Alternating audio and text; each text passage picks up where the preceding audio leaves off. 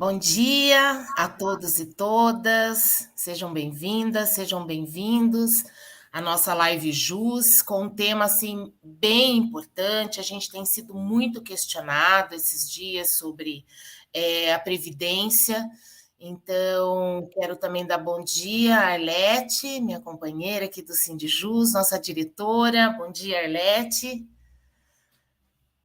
E a gente vai, nós chamamos o nosso convidado muito especial hoje para a gente conversar sobre esse tema. E eu quero também abrir agora para a Arlete também dar as boas-vindas para todo mundo. Achei o microfone aqui. Bom dia, Andréa. Bom dia, colegas que estão nos acompanhando nesse dia. Como a Andréa falou, um tema bastante importante, né, que a gente falará hoje, que será sobre a Previdência Social, nossa Previdência, né, que completa, então, neste ano, deixa eu falar um pouquinho da história, né, Arlete, né, Andréa? Historiadora não tem jeito, né? Essa Previdência Social, então, brasileira, que completa um século de existência, então, neste ano de 2023. Ela surgiu, então, através do Decreto 4682, lá do, então, presidente Arthur Bernardes.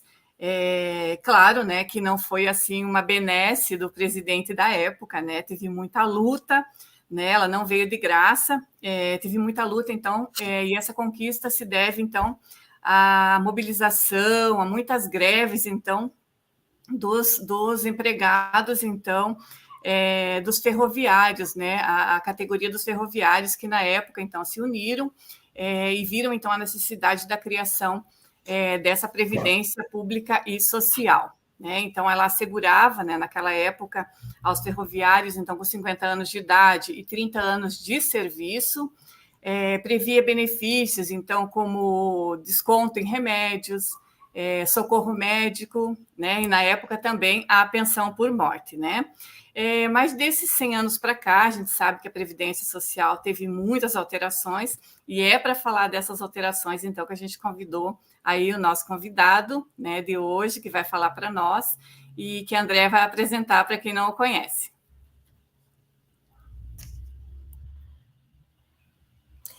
Então, o nosso convidado hoje é o Dr. Ludimar Rafaim, que é sócio da Rafaim Souza e Rosa Advogados, é especialista na questão da Previdência.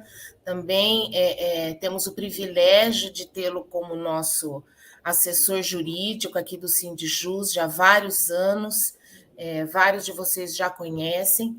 E nós chamamos o Dr. Ludimar justamente pelo vasto conhecimento que ele tem na área da Previdência e também no contexto do Tribunal de Justiça do Paraná. Eles também representam vários outros sindicatos, do executivo, do município, e então seja muito bem-vindo, doutor Ludimar, obrigada por ter aceito o nosso convite, e abro aí a palavra sem mais delongas para que o senhor possa estar conversando aqui com a gente e a gente aprendendo mais sobre essa questão da Previdência. Então, bom dia, Andréia, Arlete, Pamela e demais, né? A Adriana está assessorando a gente aí. A Arlete falou do século da Previdência, né? Se a gente for considerar, é um tempo muito curto da história do Brasil, tá? Porque se nós formos pensar que a primeira discussão que se deu a respeito de previdência foi lá na Alemanha, Otto von Bismarck, né? E que ela foi se consolidando após a Primeira Guerra Mundial, depois da Segunda Guerra Mundial, então ela é muito recente no Brasil, né? Então é muito recente. E no nosso caso do Paraná, ela é mais recente ainda, tá? Porque nós tínhamos o antigo IP, e que depois, só em 99, que foi criado o Paraná Previdência. Então é bem importante ter clareza disso. O que acontece? A Previdência, como bem disse a Arlete, ela não foi sempre como é hoje. Tá? Se nós formos lembrar que até 15 de dezembro de 98, a pessoa se aposentava só por tempo de contribuição e não precisava idade, né? Em 15 de dezembro de 98, 15 de dezembro de 98, passou a estabelecer uma idade mínima, que não existia até ali. Vamos falar diretamente dos servidores do Poder Judiciário. Passou a exigir 55 anos das mulheres, passou a exigir 60 anos dos homens, além do tempo de contribuição. Bem diferente do que era lá atrás, na época dos ferroviários, ou na época em que várias pessoas entraram no Tribunal de Justiça, lá nos anos, vamos lembrar aqui, que a gente nunca pode esquecer, vamos lembrar aqui do Zé Roberto, né? Que ele entrou antes de 98. Então, quando ele entrou, não existia o requisito de idade mínima, né? E a partir de 15 de dezembro de 98 passou a exigir uma idade mínima. E em 2005 foi aprovada uma emenda constitucional, né, a emenda 47 de 2005, que minimizou o impacto da exigência da idade mínima. Passou a estabelecer que a pessoa que tinha ingressado antes da reforma de 98, que é a emenda 20, né, e que no momento da aposentadoria tivesse 25 anos de serviço público, 15 na carreira e 5 no cargo, ele teria um redutor. A cada ano que a mulher passasse dos 30, diminuía um de 55. A cada ano que passasse dos 35 do homem, diminuía um de 60. Isso não existe mais no estado do Paraná. Desde dia 4 de dezembro de 2019, essa emenda foi revogada a partir de uma emenda constitucional 103 proposta pelo governo Bolsonaro e a emenda 45 do Ratinho Júnior aqui no Paraná. Então, esses são detalhes importantes. Outros detalhes importantes que a Andrea já apontou é que quem entrou depois do dia 31 de dezembro de 2003 no serviço público, salvo aqueles que já trabalhavam no serviço público e não interromperam o vínculo, né, todos os demais não vão se aposentar com a integralidade da última remuneração e com paridade. Isso é muito sério, as pessoas precisam observar muito isso, porque isso pressupõe um planejamento previdenciário para a vida toda. Porque, por exemplo, todos os analistas e técnicos judiciários do Tribunal de Justiça, eles só entraram a partir de 2008 e 2009. Então, portanto, todos os técnicos e analistas, salvo aqueles que já tinham outro vínculo, né, e que não interromperam, essas pessoas vão se aposentar por uma média, tá? Por uma média. E essa média, ela considera todo o período a contar de julho de 94 para cá. Então, qual o impacto disso? O impacto disso é o quê? Se a Arlete tem hoje... Quantos anos tem esse tribunal, Arlete? Em novembro, 12 anos. 12 anos. Então, ela tem 2 quinquênios, né? Ela já completou 2 quinquênios. Na hora de fazer essa média, eles vão considerar o tempo que ela não tinha nenhum quinquênio e o tempo que ela vai ter 4 quinquênios, 5 quinquênios e tal. Isso significa reduzir o valor da aposentadoria, reduzir significativamente. É igual as progressões por antiguidade, por merecimento, né? Que elas vão... às vezes a pessoa fala, não, eu vou esperar chegar no último nível para me aposentar. Nessa regra, não significa quase nada. Porque na hora de fazer a média, se você ficou um mês recebendo ao último nível, ele vai desaparecer no cálculo da sua aposentadoria. Então, essa é uma parte, que é a parte do cálculo, né? Então, vamos dizer o seguinte, a grande maioria dos servidores do Poder Judiciário, outro dia eu vi um dado, que no município de Curitiba, por exemplo, dos 10 mil professores, apenas 1.200 poderão se aposentar com paridade e integralidade. Todos os demais já são pela média. E essa é a regra da grande maioria dos servidores públicos do Brasil afora, né? Então, isso é importante, essa questão do cálculo é muito importante, por quê? Porque daí, às vezes, o técnico judiciário, né, ele diz o quê? Eu vou me preparar, vou fazer um concurso público, passar para ser juiz. E vou me aposentar como juiz. Engano. Você vai se aposentar como juiz, sim, mas o cálculo será a média. Todo o tempo que você recebeu como técnico judiciário, com o tempo que você vai receber como juiz. Por isso que uma boa parte de servidores públicos, acabam optando por se aposentar na compulsória aos 75 anos, porque eles ficam até o limite para não perder mais direitos ainda. Então, essa é uma parte. A outra parte é a regra para a concessão da aposentadoria, né? Qual a regra? Então, até 2019, nós tínhamos essas regras que eu falei. Idade, tempo mínimo e o redutor pela emenda 47.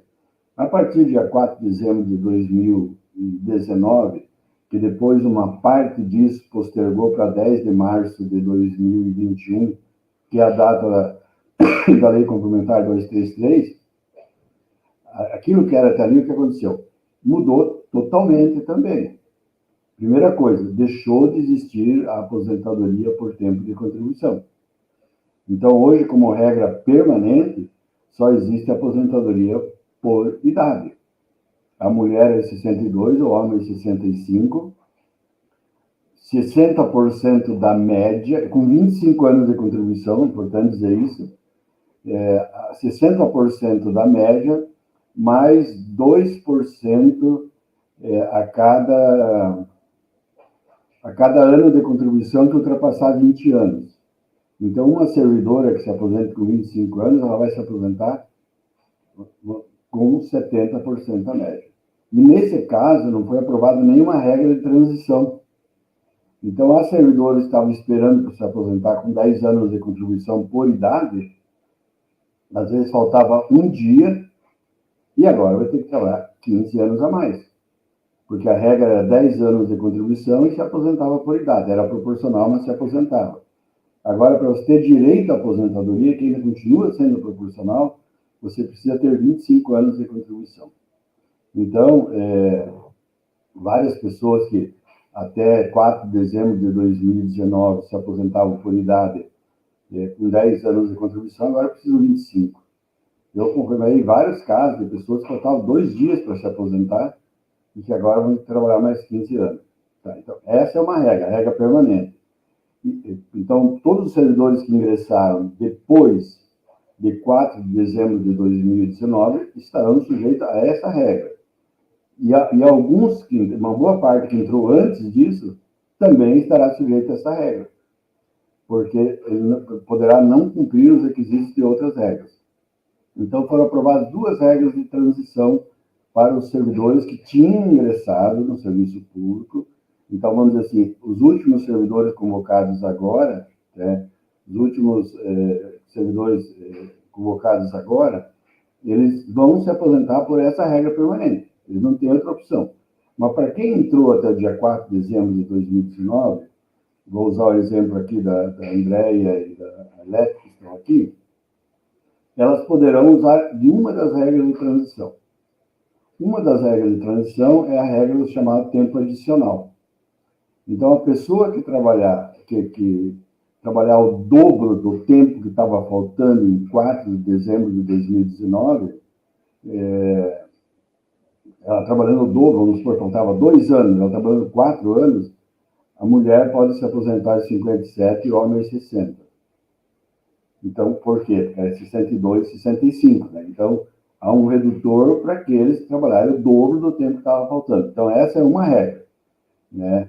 E para quem estava mais próximo da aposentadoria, talvez seja mais vantajosa.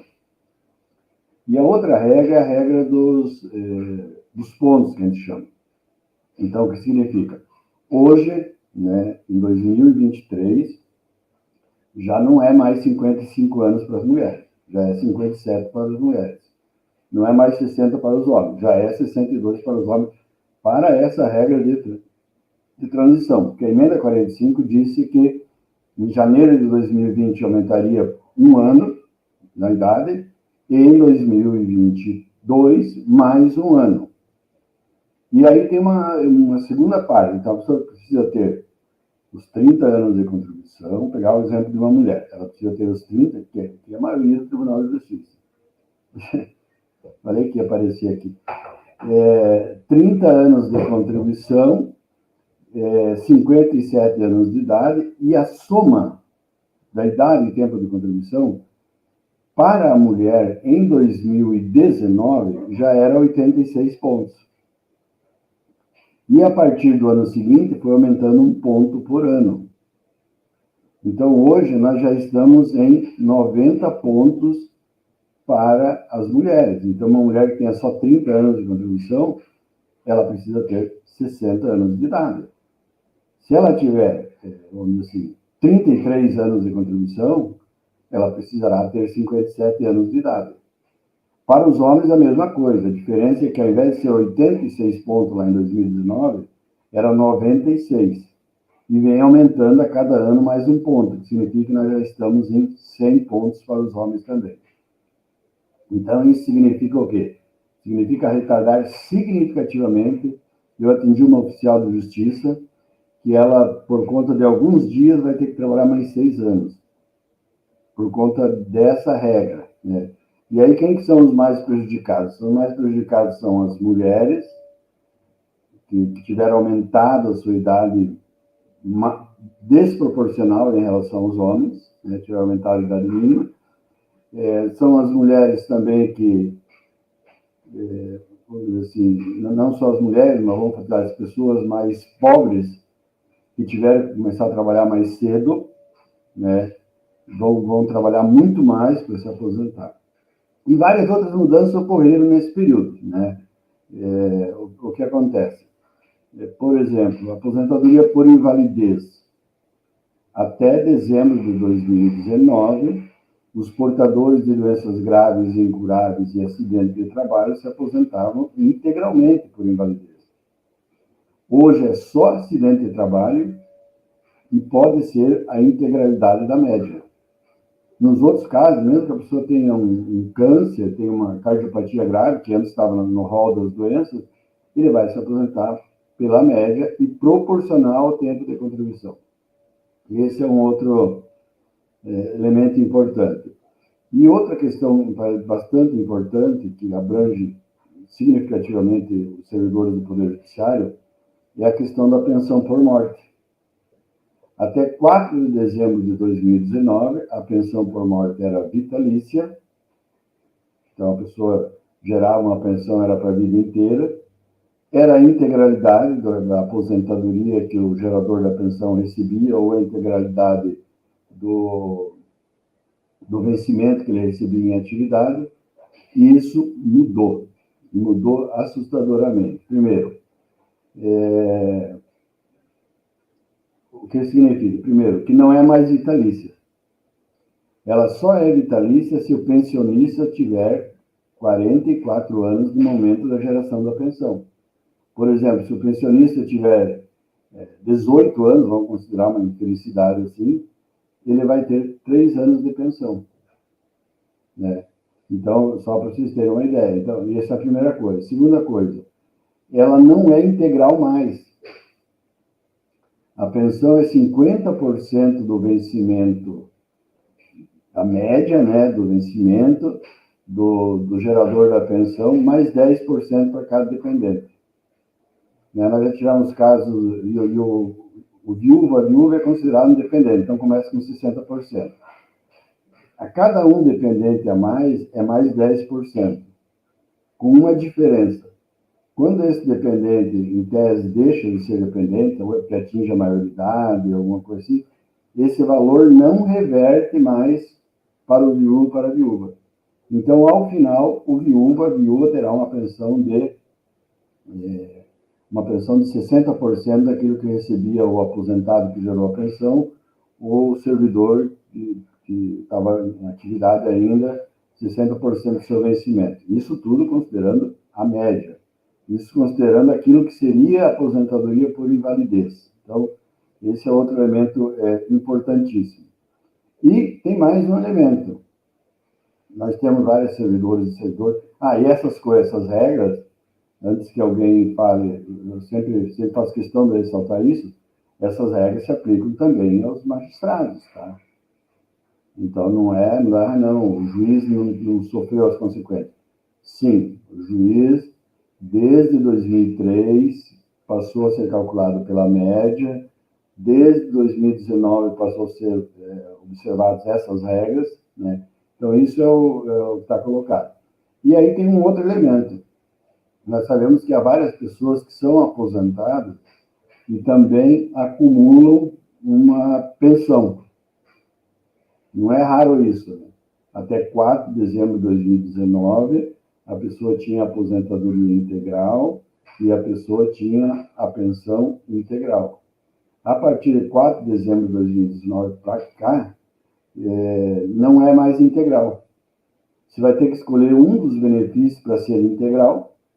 Vamos supor que a aposentadoria seja maior que a pensão. Você escolhe a aposentadoria e a pensão será uma parte dela. Ela só é integral até um salário mínimo.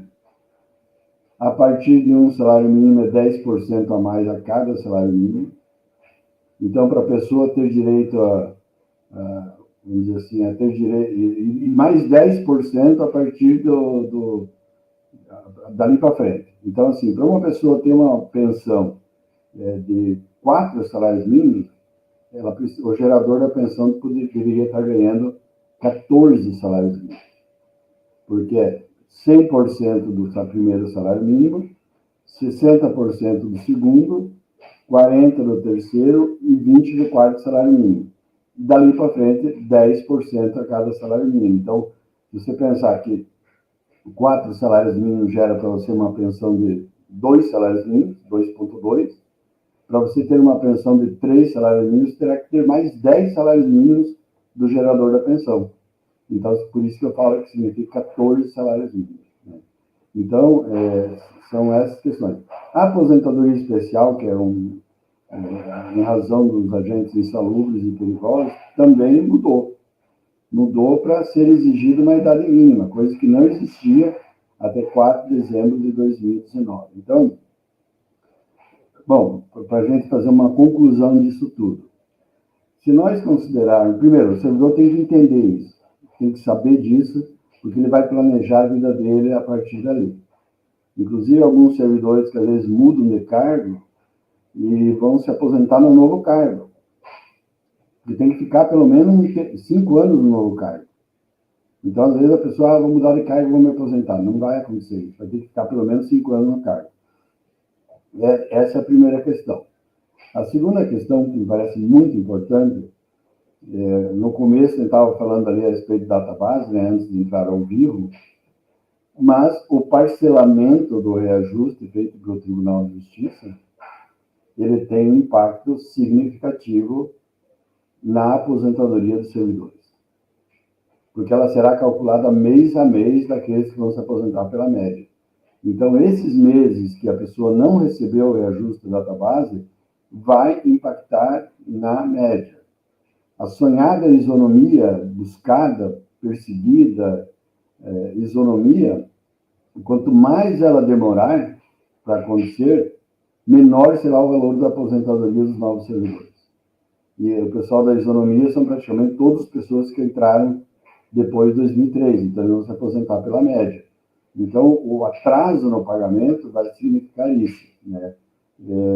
Tem o Cide Cordeiro fez um cálculo, né, que o fato do parcelamento ao longo do ano significa uma perda de massa no vencimento do servidor. Essa perda de massa não é só agora, tá? Essa perda de massa, ela vai repercutir na aposentadoria dos servidores lá na frente, dos servidores e das servidoras. Então, é muito importante a gente ter clareza disso tudo.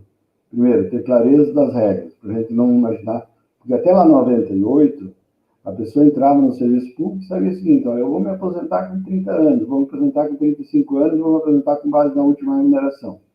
E a única coisa que mudava no dia da aposentadoria é que mudava de vencimento para provento. Hoje nós temos verbas que não vão para a aposentadoria.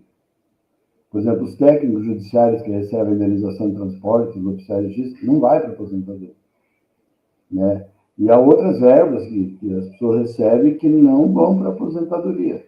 E tudo que vai para a aposentadoria é pela média. Então, eu considero assim, de uma relevância muito grande esse debate que vocês estão promovendo hoje, né, por conta disso. E outra coisa, não posso deixar de falar, que é sobre a previdência complementar. no estado do Paraná foi criado também o Fundo de Previdência Complementar. E aí criou-se a ilusão de que era importante para os servidores. Eu sempre falo assim, previdência complementar no setor privado é uma coisa boa. Por quê? Ele trabalha no Banco do Brasil e tem a Previ. Se ele ganha, ele vai se aposentar só até o teto do INSS, que é 7.507. Então, se ele ganha mais do que isso, é importante receber essa complementação. No caso dos servidores públicos, até o momento da instituição do fundo complementar, a pessoa não tinha limite de teto. Esse é outro elemento importante. A pessoa ganhava 15 mil reais, se aposentava com os 15 mil reais. Quem entrou depois da instituição do regime complementar de previdência, ou mesmo entrou antes e tenha feito a opção, ele vai se aposentar só até 7.507. E, além disso, ele vai ganhar aquilo que o mercado financeiro render. E, por fim, outro elemento muito importante é assim, que daí isso atinge... porque as pessoas sempre falavam assim, eu sou aposentado, eu não vou ser prejudicado. Então, foram muito, muito prejudicados os aposentados. Por quê? Porque até 4 de dezembro de 2019, os aposentados só pagavam contribuição previdenciária de 11% naquilo que excedia o teto do INSS, que é 7.507, e no caso dos portadores de doenças graves e incuráveis, aquilo que excedia o dobro do teto, portanto, 15 mil reais. O que aconteceu? Os servidores aposentados passaram a contribuir sobre tudo aquilo que excede 3 salários mínimos. Então, a pessoa que, por exemplo, era isenta até 15 mil reais, não é a regra geral, mas alguém podia estar recebendo isso, hoje só é isento até 3.900 reais, que são 3 salários mínimos. Né? Então, é muito importante as pessoas compreenderem isso, é muito importante as pessoas terem clareza de que as coisas mudaram muito. Né? E aí eu fecho com a última questão. Isso tudo faz parte de uma questão muito maior. A Arlete coordenadora geral aí da Fenajude, né? Ela sabe que no Brasil, até pelo menos no final do ano passado, houve um empenho muito grande para fazer a reforma administrativa por parte do governo. E essa reforma administrativa, casada com a reforma da Previdência que foi feita, né, dá para dizer que é o desmonte do serviço público mesmo. É servidor público se tornar desnecessário. E aí há outros elementos que a gente precisa discutir, por exemplo, a contratação de uma empresa para movimentação processual. Essas pessoas não vão contribuir com o Paraná Previdência. Essas pessoas vão contribuir com o regime geral da Previdência. A possibilidade de contratação temporária, mesma coisa. PSS, que é o Processo Seletivo Simplificado, mesma coisa. Então, o fim da estabilidade que estava na proposta da reforma administrativa, o estímulo à extinção dos regimes próprios de previdência. A gente não pode perder de vista isso também. Que na proposta da PEC 32, que era da reforma administrativa, ela insinuava, ela sugeria que os regimes próprios pudessem ser extintos, né, e as pessoas levadas para o regime geral da Previdência. Né. Hoje, não se pode criar mais regime próprio de Previdência. E dos 5.500 municípios, apenas 2.100 têm. Todos os outros servidores públicos já estão no regime geral. E é tudo muito desigual. Se você pegar... eu uso 2 exemplos. Você pega a Fazenda Rio Grande e pega Agudos do Sul, os 2 são estatutários, os 2 têm estabilidade, só que Agudos do Sul, eles não têm regime próprio de previdência, eles estão vinculados ao regime geral. Né? E a Fazenda Rio Grande tem regime próprio. Então, portanto, eles estão vinculados a uma outra regra. E a outra questão, me parece muito importante, assim, quando eu falei dessa questão do desconto previdenciário dos aposentados, poucos sabem, não são muitos que sabem, Porque no regime geral, o aposentado não paga contribuição previdenciária. Ele recebe até o teto e não paga contribuição previdenciária. Foi por isso que o Supremo, lá em 2004, disse que a isenção não devia ser a metade do teto do INSS, mas devia ser a integralidade do teto. Então, assim, hoje, para muitos servidores, está se tornando, assim, desinteressante ser servidor público. Estabilidade relativizada, aposentadoria com o teto, desconto na aposentadoria, 14% de desconto, enquanto que no INSS ele vai diminuindo. Quando a pessoa ganha menos, vai diminuindo até chegar a 7,5% de contribuição previdenciária. E depois de aposentado, sobre a aposentadoria ele não paga. Então, é muito importante que isso fique bem claro para as pessoas, porque é o nosso... e outro elemento importante. Todos os lugares onde as pessoas judicializaram essa questão não deu certo. Não deu certo. Santa Catarina tinha até uma liminar, né, mas a Carmen Lúcia revogou a liminar. Né? Então, assim, não dá para acreditar. Assim, eu escuto muito isso, né? Não, mas depois entra na justiça. Não dá, porque servidor público não tem direito adquirido a regime jurídico. Ele tem outros direitos adquiridos, mas ao regime jurídico ele não tem. Então, pode mudar, né? Quando vocês entraram pelo edital lá de 2008 do concurso público, era uma regra, né? Depois mudou totalmente. Numa semana passada, eu acho que ele estava em reunião ali no Sinjus, eu lembrei dos analistas, né? Que na época da incorporação da GAGE, né? GAGE, que chamava, né? GAGE, né? Eles ficaram reclamando que ia ter desconto de imposto de renda. Mas não perceberam que isso ia ter uma repercussão na média da aposentadoria. Se eles tivessem continuado recebendo a GAGE, né, a aposentadoria seria bem menor do que possivelmente será. Eu acho que é isso, passei do meu tempo, era 20 minutos, já passou. Mas estou à disposição aqui. Legal, doutor. Obrigada pelas suas explanações. A PEC 32, conforme o doutor disse agora no final, é um fantasma, né?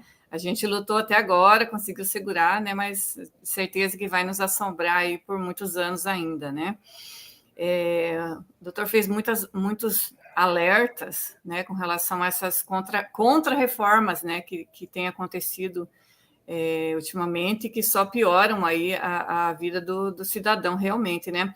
E o pior disso tudo, o doutor falou também, deu uma explanada ali com relação ao Supremo, né, o STF, que tem ratificado, né, todas essas alterações feitas aí ultimamente. Um exemplo é a pensão por morte, agora recentemente, né, foi decidida então pelo Supremo como constitucional. É o que o doutor falou, né, não adianta judicializar, porque lá realmente eles estão ratificando todas essas contrarreformas, né? E a minha provocação, doutor, com relação a isso, é justamente nesse sentido, quais as possíveis saídas, né, que o governo, que a população, que as entidades, então, já que a população, a gente viu no último censo, né, ela está envelhecendo, isso é fato, né, como que a gente deve proceder, então, para promover, então, essa sustentabilidade da nossa previdência pública, o que o doutor sugere aí, além do que a gente já anda fazendo aí enquanto entidade. Nós temos o pior Congresso, né? Pelo que a gente está percebendo aí, um Congresso reformista, um Congresso conservador. Aí a gente está analisando aí na FENAJUDE, que é o pior Congresso da história, né, do país para a classe trabalhadora. Estou vendo aqui que tem os companheiros aí da Coordenação Geral da Federação, e na semana passada, então, a FENAJUDE participou de uma reunião, e a gente está organizando juntamente, acredito, bastante importante, né, as federações, as entidades, então, representativas aí do serviço público e também dos trabalhadores da iniciativa privada, participarem ativamente junto ao Congresso Nacional, né, porque, como o doutor falou aí, essas reformas estão sendo cruéis para com os trabalhadores, para com os cidadãos, né? E no dia 9 de agosto, então, nós teremos lá na Câmara Federal o relançamento, então, da Frente Parlamentar Mista em Defesa da Previdência Pública, né? Será, então, no dia 9 de agosto, no auditório Nereu Ramos, a FENAJUDE estará lá, o Sindijus Paraná também. E nessa reunião de organização que nós fizemos na semana passada, foi trazido um dado bastante alarmante, né, que a gente já sabe, né, que nós temos um Ministério da Previdência bastante sucateado, né, com pouco orçamento ainda, né, com pouco orçamento, muita procura, nós sabemos, né, que tem cidadãos aí precisando, né, da Previdência, com filas enormes, tanto virtuais, que agora as filas são virtuais, né, quanto presenciais, né, nas sedes aí do INSS, e também um problema que a gente detectou com relação, o doutor Ludimar vai falar bem sobre isso, com relação à falta de concurso público, né? O sucateamento da força de trabalho do INSS, né? Tem muitos terceirizados, muitos trabalhadores temporários e que não têm a mesma responsabilidade que um servidor público tem. A gente sabe que entra no INSS, que entra no Tribunal de Justiça, vai ficar 20, 30 anos aí trabalhando, vai dar continuidade aos processos, e aí a gente tem visto muito, o Sindijus tem feito muito em seu site, em nossas redes de comunicação, os alertas com relação aos golpes, né, que o pessoal tem sofrido aí. Por quê? Por conta desses terceirizados e pessoas que têm acesso a processos importantes, né, dos cidadãos, e que acaba vazando essas informações, e aí entram em contato, né, com esses cidadãos e pedindo dinheiro, né? Isso, a grosso modo, que tem acontecido, né? A gente tem alertado bastante, então essa falta de concurso público, né, essa falta de colocar servidor responsável, né, pelos processos junto ao INSS, junto aos órgãos públicos, então tem causado todos esses problemas aí que as entidades bem têm alertados. Então, nesse sentido, meus questionamentos, vou passar para a Andréia, acho que tem mais perguntas, né, do pessoal que está nos acompanhando.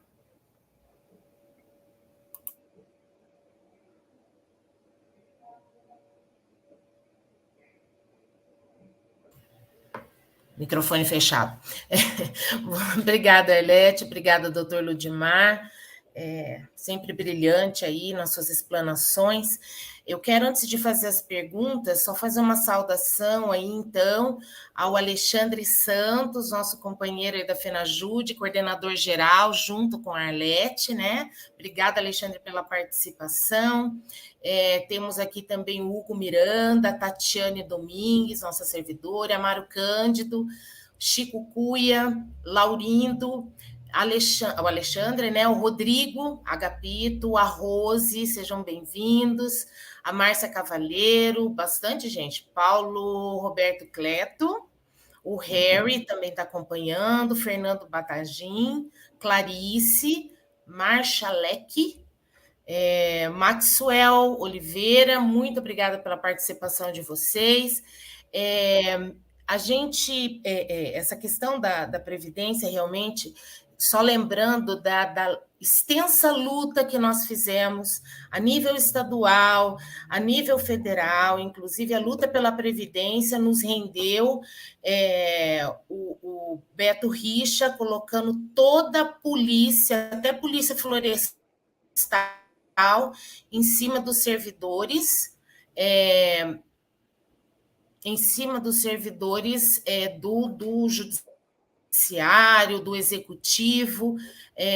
Foi uma luta intensa e uma violência sem tamanho contra os servidores que estavam ali lutando contra essa reforma da Previdência, e deu no que nós já prevíamos, né?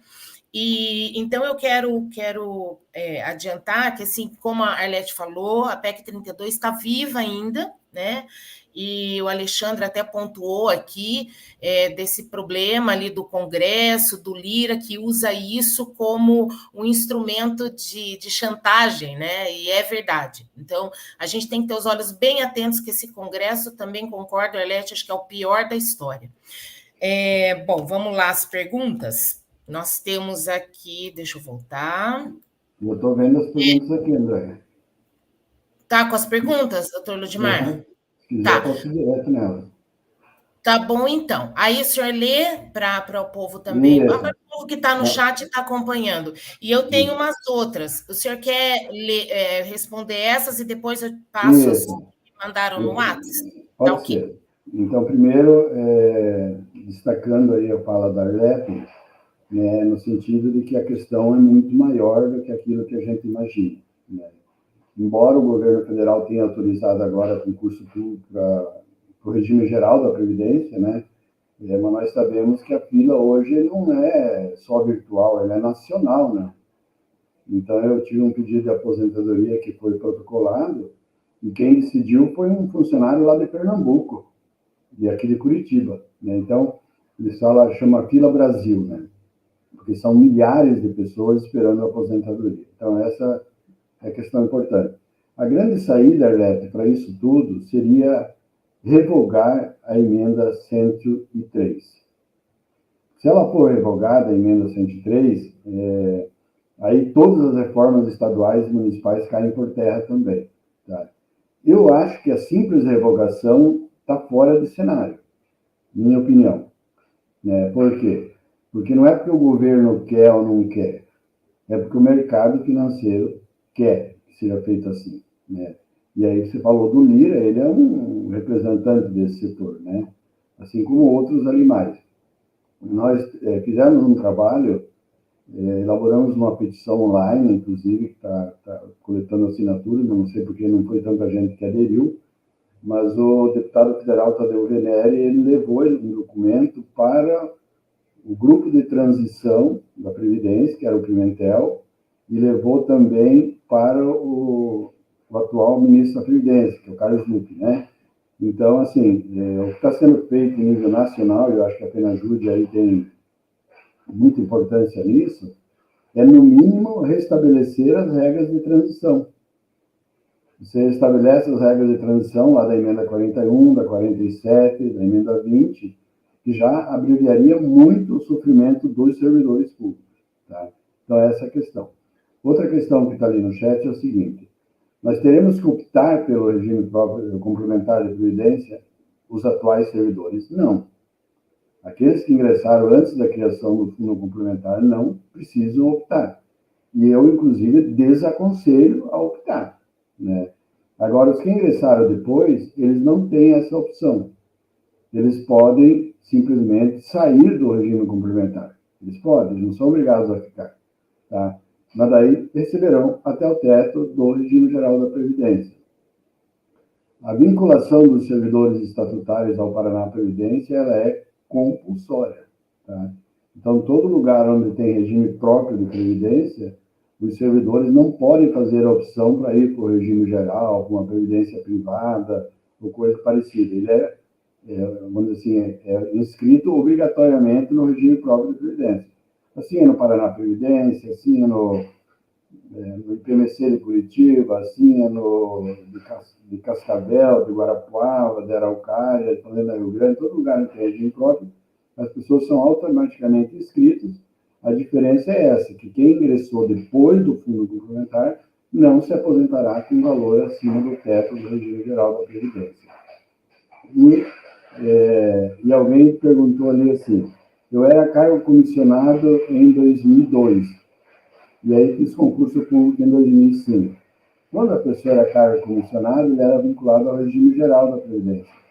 Quando ele ingressou no serviço público por concurso, aí que ele assumiu o cargo. E para todos os fins, aí, a partir dali que se conta, que são 20 anos de serviço público, 10 na carreira, 5 no cargo, então ele será, a aposentadoria dele será calculada pela média também. É diferente se ele fosse um servidor municipal de Paysandu e passasse para o cargo de técnico judiciário e no mesmo dia ele saísse de Paysandu e fosse nomeado no PJ.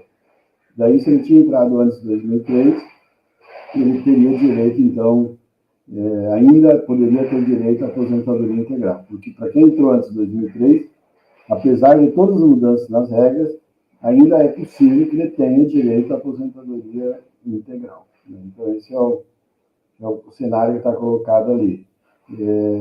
Não dá para sair do Paraná Previdência, porque é o regime próprio.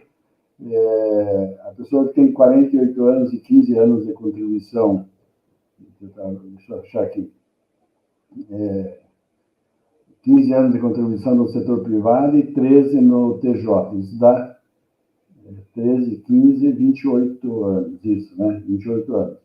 Então, João. Então, assim, João, na verdade, assim, a gente não vou ficar respondendo as questões individuais, se alguém tiver alguma dúvida muito pessoal, pode marcar no escritório com um dos nossos colegas lá, mas para dizer o seguinte, você precisará ter pelo menos 35 anos, precisará ter a idade que eu falei lá atrás, que era 62, e a soma disso, muito provavelmente, terá que ser 105, que é o limite que existe hoje, né? Então, hoje nós estamos em 100, daqui a 5 anos será 105.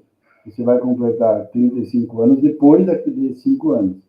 Então, portanto, a soma da idade e tempo de contribuição deverá dar 105. O que significa isso?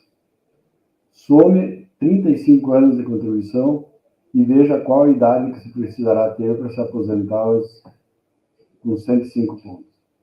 Se eu não estou enganado, se eu não estou errando na conta disso, precisará ter 70 anos.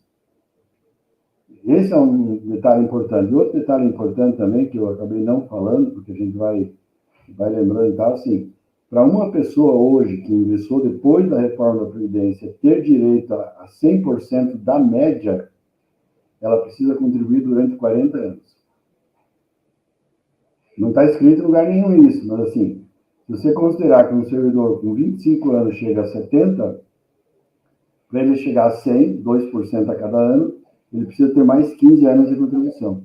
Então, será 40 anos de contribuição para se aposentar com a integralidade da média, não é a integralidade da última remuneração.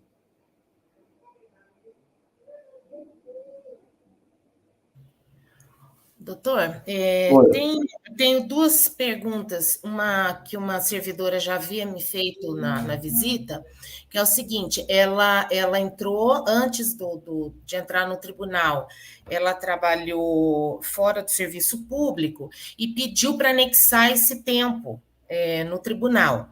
Aí eu estava explicando essas novas regras para ela, ela ficou apavorada. Ela ganhava bem menos, né? E ela queria saber se ela pode pedir para desanexar esse tempo. Eu não fazia ideia, né? Aí não sei se teria de perguntar diretamente aí para o tribunal ou se isso é possível legalmente. É possível retirar o tempo. E aí ela tem que avaliar, assim, ela não pode ter tido nenhum benefício com esse... Ah, tá. Né? Por exemplo, vamos supor que ela tenha usado esse tempo e tenha recebido o abono de permanência, por exemplo. Ou quinquênio.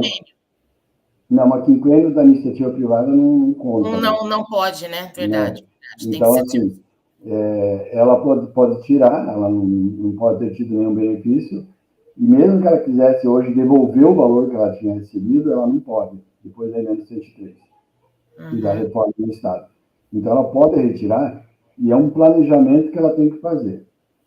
Porque vamos supor que sejam 15 anos. Com 15 anos de iniciativa privada, aos 62 anos, ela se aposenta e tem uma outra aposentadoria no INSS. Tá?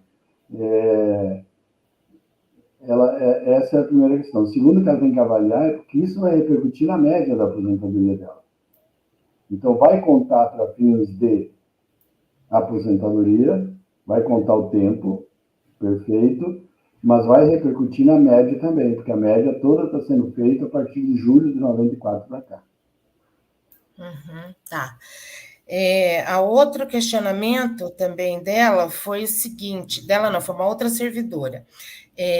Quando eu falei dessa regra do tempo dos pontos, né, que é o tempo de serviço mais a idade, ela perguntou se teria possibilidade, só tem o tempo do Tribunal de Justiça, se ela poderia recolher, só um minutinho, recolher no INSS, a parte, o tempo que ela não recolheu antes do serviço público, para essa somatória, se é possível isso ou não.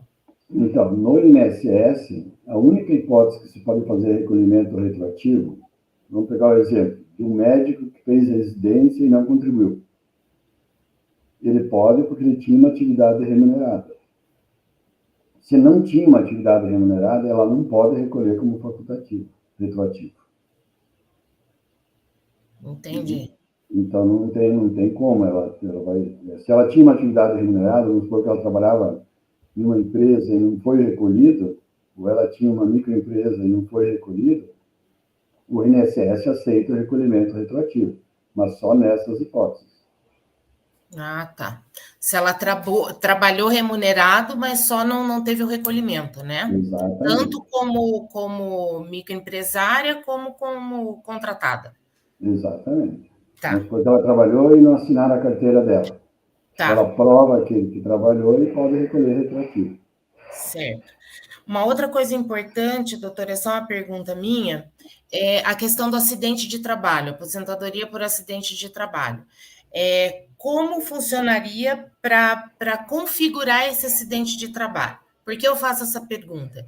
Nós temos visto, dentro do Tribunal de Justiça, o adoecimento, o senhor sabe muito bem, de muitos servidores e servidoras por conta do trabalho, né? Então, adoecimento laboral que nós vemos.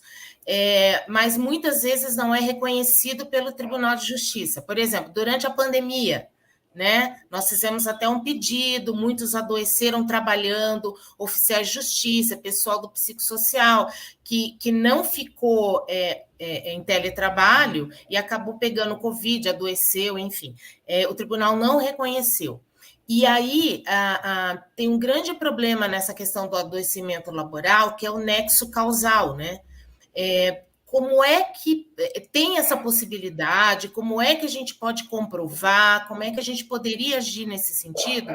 Porque tem servidores que estão bem adoecidos e acontece muitas vezes do tribunal querer que eles se aposentem. Já estão afastados há mais de um ano, enfim, e acabam se aposentando por invalidez, que cai tremendamente o valor da aposentadoria, sendo que eles entraram saudáveis dentro do tribunal e adoeceram por conta do trabalho. Então, é essa a minha pergunta. Então, nós temos dois tipos de acidente de trabalho. Nós temos um acidente de trabalho chamado acidente típico.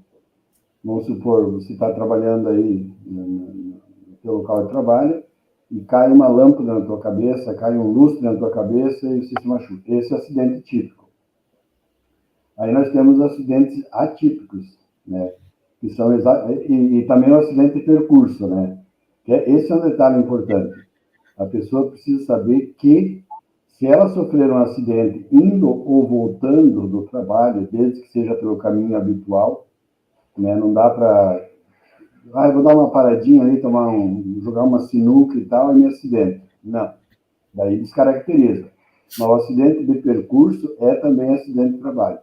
E as doenças relacionadas ao trabalho, que é o mais difícil, tá? Porque normalmente eles não querem reconhecer. Então, o que a gente precisa? Muito mais que uma questão jurídica, é uma questão jurídica também, porque tudo é um ato jurídico, né? É uma questão médica, né? Então, se a pessoa tem uma senovite, por exemplo, e o médico atestar que foi em razão do trabalho, ela tem que fazer a CAT. Então, é fundamental em qualquer acidente de trabalho, às vezes é um acidente mais singelo possível, né? Eu uso exemplo assim nas escolas, né? Um aluno vem correndo e bate no professor. Não tem nada a ver, nem precisei ficar afastado. Mas pode ser um acidente de trabalho. Pode lá na frente ter uma repercussão.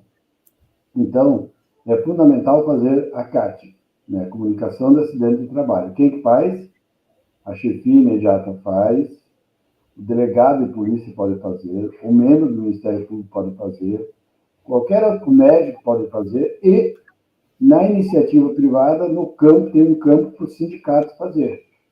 No serviço público, o fluxo não é esse, né? O sindicato não tem um espaço ali para fazer a CAT, mas nós já fizemos CAT em alguns setores, mesmo não tendo o campo, porque a chefia se recusou a fazer, mas tem que observar o tempo, né? 48 horas depois do acidente. Se deixar passar esse tempo, você não vai conseguir fazer a CAT mais. vai até fazer. E outra coisa, não há razão para a chefia não fazer a CAT, porque fazer a CAT não significa reconhecer que foi acidente de trabalho. E é isso, muitas chefias têm medo disso, né? Quem vai dizer se houve ou não acidente de trabalho, se há um nexo causal, como falou a Andrea, é a perícia. Não é a chefia imediata. A chefia imediata que ela faz, ela relata o que aconteceu. Tá. Deixa eu ver se tem mais alguma aqui. Eu É o acho. caso Ler Dort mesmo, viu, Arlete? São as Ler Dort da vida aí. Não, as perguntas aqui acabaram, deixa eu ver. A Arlete só acrescentou aqui a questão de casos de Ler, Dort, que tem muito no tribunal, né, por falta de ergonomia, de cadeiras adequadas, mesa, etc., né?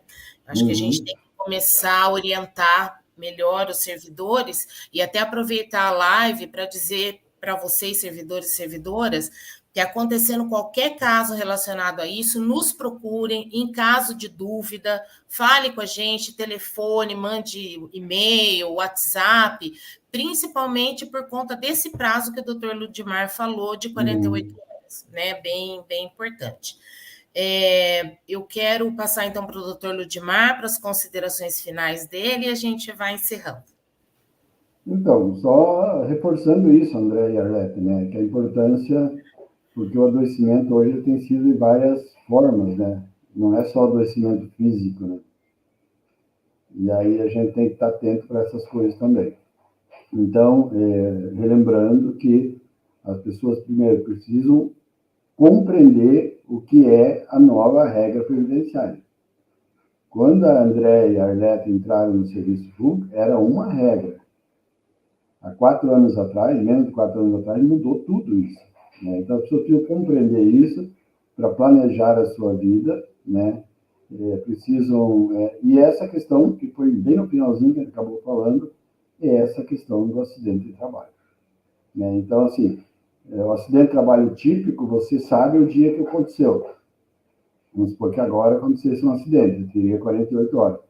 Os atípicos, que são essas Red Dot, como bem falou a Arlete, é a partir da hora que o médico diagnosticou.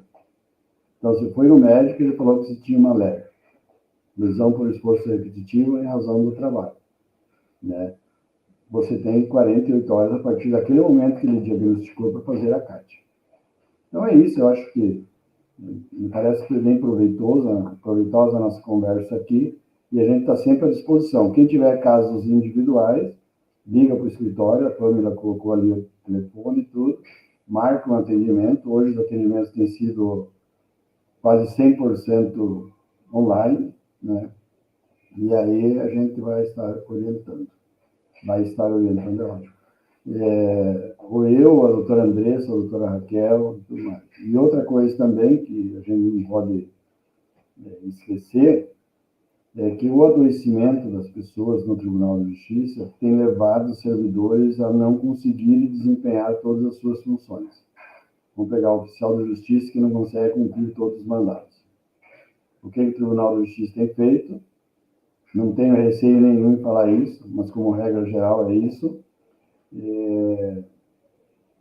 Ao invés de tratar da pessoa, abre um processo administrativo disciplinar e aplica a penalidade. Né? Tem um psiquiatra ali no Tribunal de Justiça, que nunca lembro o nome dele, o doutor... Ele tem sido muito justo com os servidores, ele, né? Inclusive, ele foi como testemunha já em processo judicial de servidor que respondeu PAD por estar doente. Então é isso, gente. Bom dia a todas e todos. Obrigada, doutor Ludimar. Foi o doutor Louruço. Infelizmente, ele não está mais com a gente. Ele se aposentou e agora ele saiu mesmo. Foi contratado um novo psiquiatra agora. Então, doutor Ludimar, mais uma vez, obrigada pela explanação. Pessoal, o escritório está à disposição de todos os filiados. Aí, mais um ponto importante para você se filiar, estar com a gente, fortalecendo o sindicato e tendo esse suporte, né, de um escritório especializado também. Nós temos uma advogada lá que cuida só dos processos administrativos, doutora Paula, que tem feito um trabalho extraordinário. Infelizmente, esses processos têm aumentado e muito, né? Então, eu quero, né, falar para vocês desse benefício que os filiados têm. Dizer para vocês também que foi feito a gente está passando um pouquinho, mas acho importante falar. O tribunal, o CANS, né, fez uma pesquisa de saúde dentro do tribunal. Nós teremos reunião hoje com o diretor do departamento para nós sabermos os resultados, isso a gente vai estar publicizando. E também o Sindijus participou de uma pesquisa aqui no Sul, né, com sindicatos do Sul, falando sobre o adoecimento e o teletrabalho, que nós também vamos juntar essas informações, e não sei se a gente vai fazer uma live ou chamar um presencial, né, Arlete? A gente está estudando, porque é muito importante, porque a partir disso nós estamos lançando uma campanha pela saúde dos trabalhadores dentro do judiciário. O adoecimento tem sido enorme, principalmente adoecimento mental, e nós não podemos mais admitir uma coisa dessa. Nunca admitimos, mas a gente tem que tomar algumas medidas mais drásticas no sentido de cobrar do tribunal qualidade de vida, qualidade no trabalho, para que os servidores possam desempenhar melhor as suas funções sem adoecer. Então, obrigada. Lembrar também, gente, nós temos uma mobilização na sexta-feira pela database, pela isonomia, acompanhe as redes, acompanhe os representantes da sua comarca que estão organizando essas mobilizações e o nosso abaixo-assinado. Muito importante vocês assinarem, compartilharem com a família, enfim, para a gente cobrar do tribunal que é direito nosso. Um abraço a todos, passo a palavra para a Arlete. Obrigada, Andréia, muito obrigada, doutor Ludimar, obrigada a todos e a todas que acompanharam. Só gostaria de lembrar, bem rapidamente, dos nossos aposentados. A gente está falando em previdência, né?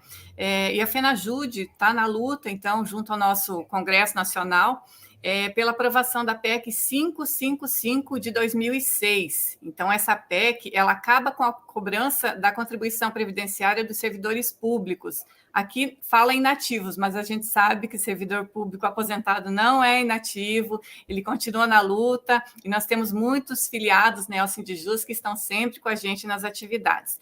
Então, a gente vai compartilhar um abaixo-assinado que começou ontem lá no Sindijustiça do Rio de Janeiro, né, então foi lançado um abaixo-assinado, e a gente vai assinar, então, vamos replicar em nossas redes aí do Sindijus e da FENAJUDE, para dar impulsionamento, então, a esse abaixo-assinado, assine, compartilhe ali, pedindo, então, para o nosso parlamento a aprovação dessa PEC 555, né, em prol dos nossos aposentados. E agora, para finalizar, realmente, eu quero citar Mário Quintana, né, que a gente adora, que ele faz uma metáfora, então, sobre a felicidade. E ele nos lembra, quantas vezes a gente, em busca da ventura, procede tal e qual o avozinho infeliz. Em vão, por toda parte, os óculos procura, tendo-os na ponta do seu nariz. Felicidades a todos, muito obrigada, até breve.